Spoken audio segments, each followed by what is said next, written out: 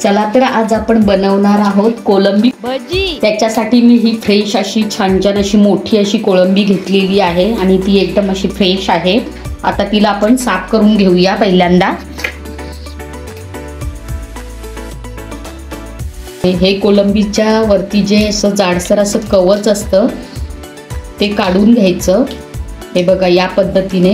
नंतर तिच्या पोटामध्ये असा काळा धागा असतो तो काढायचा असतो। त्याच्यासाठी आपण ही कोळंबी अशी वरून कट करून घ्यायची आणि तिच्यामध्ये हा बघा ब्लॅक असा धागा असतो तो असा काढून घ्यायचा असतो।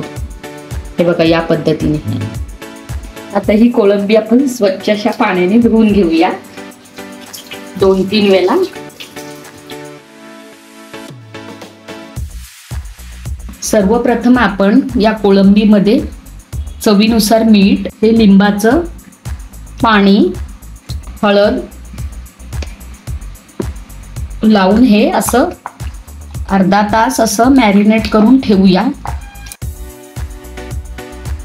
झाकण ठेवून अर्धा तास कोळंबी मॅरिनेट करायला ठेवून देऊया।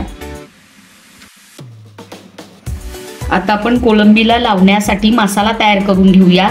त्याच्यासाठी आपण हे आलं, हिरव्या मिरच्या, लसूण आणि ही कोथिंबीर त्याचं असं छानपैकी वाटण तयार करून घेऊया। आपलं वाटण रेडी झालेलं आहे। आता आपली कोळंबी पण मॅरिनेट झालेली आहे। आता याच्यामध्ये ही आलं, लसूण, हिरवी मिरची आणि कोथिंबीरची पेस्ट, थोडीशी हळद, मसाला, काली मिरी पावडर, हे मी 1 चमचा बेसन घेतलेला आहे आणि 4 चमचे कॉर्नफ्लॉवर घेतलेला आहे। ही धना पावडर, गरम मसाला आणि मी इथे एक असा अंड फोडून घेते, त्याचा जो पांढरा भाग असतो तो घेते।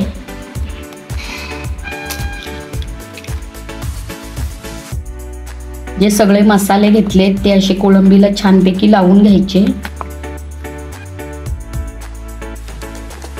परत मी हे 10 मिनिटासाठी ठेवून देते मुरवण्यासाठी।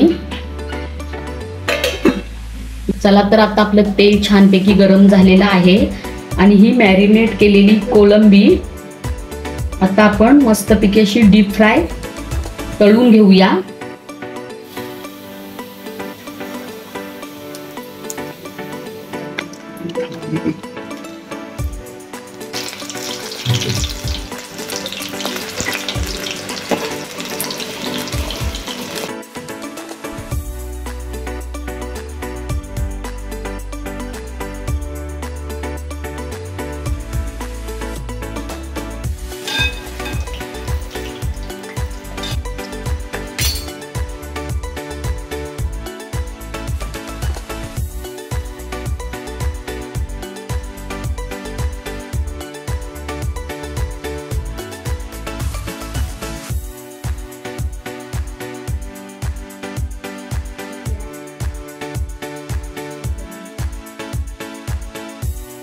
चला तर आपले कोळंबी भजी रेडी झालेले आहे।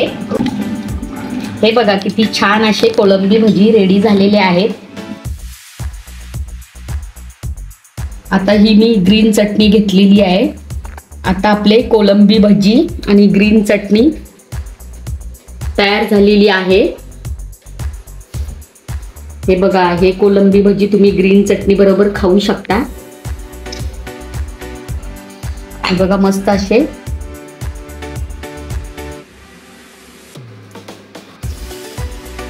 किती छान असे बघा कोळंबी भजी असे रेडी झालेले आहेत। असे फुगलेले पण आहेत, तुम्हाला हे कोटिंग दिसू शकतं।